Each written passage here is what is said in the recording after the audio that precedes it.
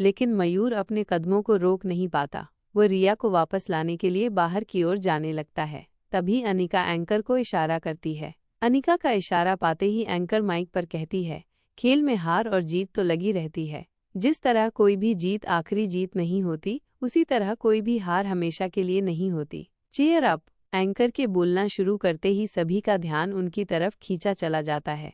ठीक इसी वक्त प्रीति अनिका के पास पहुंच जाती है और धीरे से अनिका की हथेली में अपना हाथ डालते हुए हल्के से खींचती है। अनिका प्रीति का इशारा समझकर उसके साथ एक ओर चली जाती है। प्रीति कहती है, अनिका दी, मुझे वहां जाना होगा, बस मैं आपको इन्फॉर्म करना चाहती थी। अनिका पूछती है, क्या उसे होश आ गया? प्रीति उत्सुकतापूर्वक उत्तर देती है, किसी भी पल आ जाएगा। अनिका प्रीति के हाथ पर अपना हाथ रखते हुए कहती है, पहले होश आ जाने दो, उसके बाद जाना। इतना कहकर अनिका वहां से चली जाती है। प्रीति अपनी जगह पर खड़े खड़े असमंजस की स्थिति में अनिका की ओर देखती रह जाती है। तभी लड़का एंकर कहता है, हमारी आज की आखिरी गेम और भी ज्यादा रोमांचक होने वाली है। हमारे बीच मौजूद हैं कुछ बेहतरीन मार्शल आर्टिस्ट। इस प्रतियोगिता में हमारे पुरुष प्रतिभागियों के नाम हैं मयूर गुलेरिया और चिराग मेहता। जोरदार तालियों से स्वागत कीजिए हमारे धुरंधर प्रतियोगियों का। अपना नाम सुनते ही मयूर गुलेरिया के पैर अपने आप रुक जाते हैं। इस वक्त तक वो दरवाजे तक पहुंच चुका था, लेकिन नाम पुकारने पर वो आगे नहीं बढ़ पाता। एक बार वो पलटकर पीछे की ओर देखता है तो दूसरी बार वापस दरवाजे से बाहर की ओर देखता है। अब वो कसमकस की स्थिति में था कि उसे किस ओर बढ़ना चाहिए। अंत में वो वापस लौट जाता है और खेलने के लिए मैदान में उतर जाता है। लेकिन वो मन ही मन सोच रहा था, उसने अपना नाम नहीं दिया तो फिर उसे लड़ने के लिए कैसे बुलाया गया? उसका नाम इस प्रतियोगिता के लिए किसने दिया? जो सवाल इस वक्त मयूर गुलेरिया के दिमाग में घूम रहा था, ठीक वही सवाल चिराग के दिमाग में भी था। वो अपना नाम बुलाए जाने के बाद आश्चर्यचकित होकर रोहित की तरफ देखने लगता है। रोहित मुस्कुराकर अपनी गर्दन हल्की सी हिलाकर उसे हाथ के इशारे से कहता है, जिसका मतलब था कि चिराग मेहता को मयूर गुलेरिया के साथ कंपटीशन के लिए जाना चाहिए। चिराग मेहता को ये समझने में जरा भी देर नहीं लगती कि कंपटीशन के लिए उसका नाम कैसे पहुंचा। दरअसल उन दोनों के नाम खुद रोहित मारवा ने दिए थे और अनिका इस बारे में जानती थी। रोहित ने ऐसा इसलिए किया था क्योंकि वह चिराग की इस आदत से भली भांति परिचित था। चिराग को किसी भी जगह पर बुला लिया जाए, वो कभी भी रोहित के साथ होते हुए अपनी ड्यूटी के मोड से बाहर नहीं आता है। रोहित अच्छी तरह जानता था कि वह किसी भी गेम में पार्टिसिपेट नहीं करेगा, इसीलिए चिराग के पसंदीदा खेल में रोहित ने खुद उसका नाम दिया था। जब तक दोनों खिलाड़ी रिंग के बीचों बीच पहुंचते, तब तक प्रैक्टिस मैट बिछा दी गई थी। क्योंकि यह हकीकत की फाइटिंग नहीं थी, बल्कि केवल एक खेल था, इसीलिए विजेता तय करने के लिए 15 मिनट की समय सीमा भी रखी गई थी। नई गेम के नाम की घोषणा होते ही आर्यन और अलेक्जेंडर भी अपनी अपनी जगह पर वापस लौट जाते हैं। आर्यन अलेक्जेंडर से कहता है, यहाँ कोई भी ऐसा नहीं जिसे मैं चैलेंज कर सकूं, पर मैं भी इस गेम में पार्टिसिपेट करना चाहता हूँ। क्या तुम मेरे साथ फाइट करोगे? फिर कुछ सेकंड के बाद अलेक्जेंडर मुस्कुरा कहता है, तुम्हें हराने के लिए मुझे तुम्हारे ही सिखाए हुए दांव ही इस्तेमाल करने होंगे। सोचो कितना मजेदार होगा। आर्यन अलेक्जेंडर की इस बात पर खुश होते हुए झट से कहता है, हाँ, मैं भी यही कह रहा हूँ। तो तुम मेरे साथ खेलोगे? अलेक्जेंडर अपना सबर बदलते हुए कहता है, बिल्कुल भी नहीं, मुझे ये बिना वजह की लड़ाई बिल्कुल पसंद नहीं। अगर तुम मेरे पीछे नहीं पड़ते तो मैं एक भी दांव नहीं सीखता। मैं तुम्हारे साथ सिर्फ इसलिए खेलता हूँ क्योंकि तुम्हें प्रैक्टिस के लिए एक पार्टनर की ज़रूरत है। ऐसा कहकर अलेक्जेंडर सामने की तरफ देखने लगता है, लेकिन आर्यन अभी भी अलेक्जेंडर की तरफ उम्मीद भरी आंखों से देखता रहता है। अलेक्जेंडर सामने देखते हुए अपने एक हाथ से आर्यन का चेहरा सामने की तरफ कर देता है और कहता है, मुझे देखते रहने से तुम्हारी बात नहीं मानी जाने वाली, मैं किसी भी तरह से नहीं मानूंगा। आर्यन सामने देखते हुए कहता है, प्लीज। अलेक्जेंडर जवाब देता है, सोच लो, अगर सबके सामने तुम्हारे साथ पार्टिसिपेट करूंगा तो फिर घर में प्रैक्टिस करने के लिए कोई दूसरा पार्टनर ढूंढ लेना। आर्यन अलेक्जेंडर की बात सुनकर झट से कहता है, नहीं नहीं, नाराज मत हो, मुझे पार्टिसिपेट नहीं करना। इसके बाद अलेक्जेंडर के चेहरे पर मुस्कुराहट आ जाती है। आर्यन भी मुस्कुराकर सामने की तरफ देखने लगता है। इस मामले में अलेक्जेंडर अनिका की तरह था, जब तक कोई चारा न हो तब तक वह अपनी किसी भी खूबी को जगजाहिर करने में विश्वास नहीं रखता था। चिराग मयूर के पैरों पर अपने पैरों से वार करता है। मयूर एक एक करके अपने पैरों को उठाकर अपना बचाव करते हुए पीछे की तरफ खिसकने लगता है। चिराग के दांव को देखकर सभी की सांसें रुक जाती हैं। फिर मयूर अपने हाथों से चिराग के चेहरे पर वार करता है। चिराग भी अपना बचाव करते हुए एक एक कदम करके काफी पीछे चला जाता है। चिराग के चेहरे की तरफ जाता हुआ हर एक दांव सभी की धड़कनें रोक देता है। इस फाइट को देखने में सभी को बहुत मजा आ रहा था, लेकिन हर पल कौतूहल से भरा हुआ था।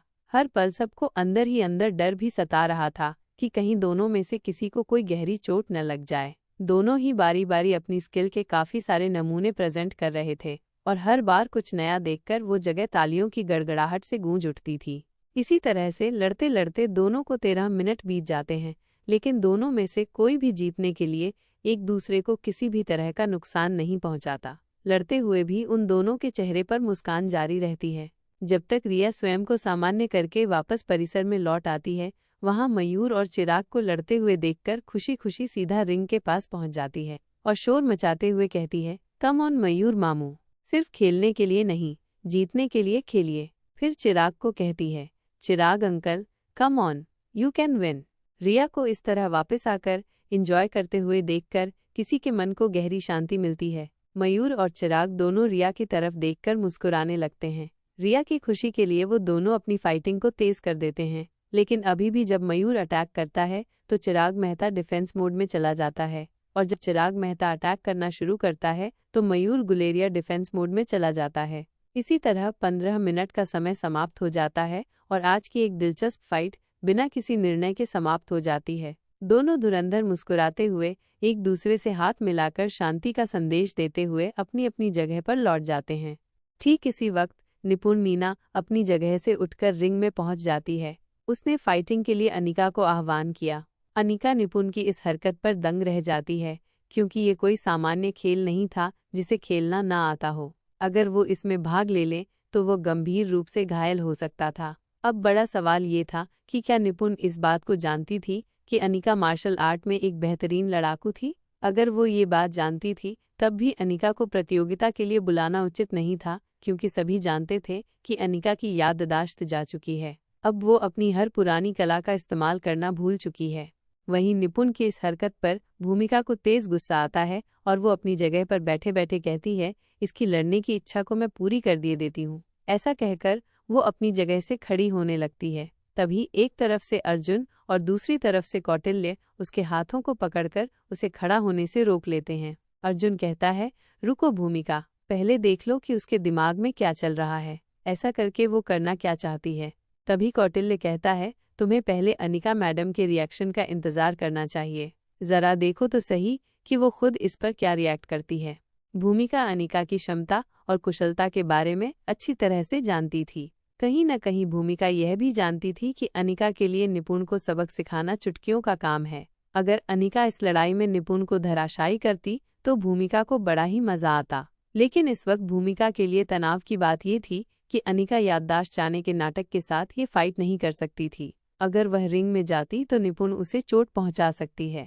यहाँ भूमिका को कौटिल्य और अर्जुन ने रोक लिया था, लेकिन इस बार प्रीति अपनी जगह पर खड़ी हो ही जाती है। वो इस वक्त रोहित और अनिका के पास ही बैठी हुई थी। प्रीति कहती है, पहले ये मुझसे तो निपट ले, उसके बाद मेरी अनिका दी तक पहुंचने के बारे में सोचे। जैसे ही प्रीति आगे बढ़ने की कोशिश करती है, अनिका उसका हाथ पकड़ लेती है और कहती है, ये छोटी सी बात इस लायक नहीं कि सबके सामने ये जाहिर किया जाए कि तुम भी एक अच्छी फाइटर हो। प्रीति बोलती है, चाहे आज यह राज ही क्यों न खुल जाए, पर इस निपुण मीना को अपनी गुस्ताखी की सजा मिलनी ही चाहिए।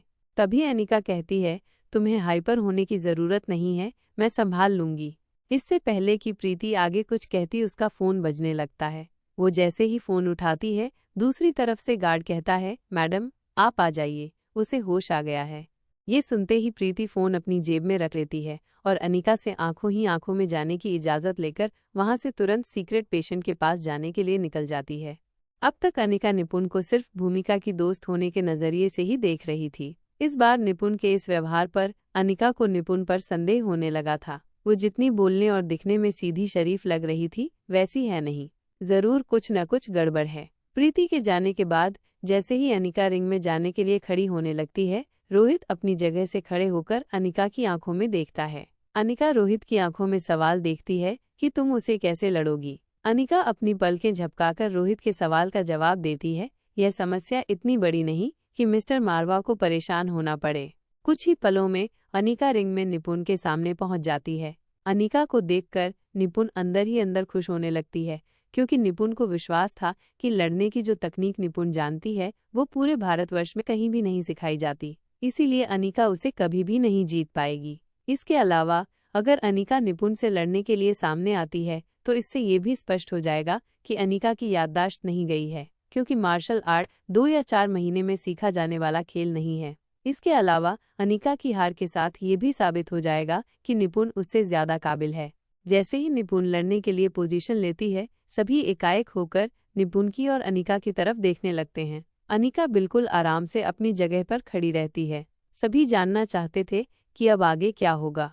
इधर निपुण मीना जैसे ही अपने हाथ पैर हिलाती है, वैसे ही झट से अनिका किसी मुजरिम की तरह अपने दोनों हाथ ऊपर कर लेती है और जोर से कहती है, क्योंकि मुझे ये खेल नहीं आता, इसीलिए मैं हार स्वीकार करती हूँ। इस प्रतियोगिता की विजेता है निपुण मीना। जिस अंदाज में अनिका ने ये बात कही थी, सभी लोग हंस पड़ते हैं और तालियां बजाकर अनिका की बात का स्वागत करते हैं।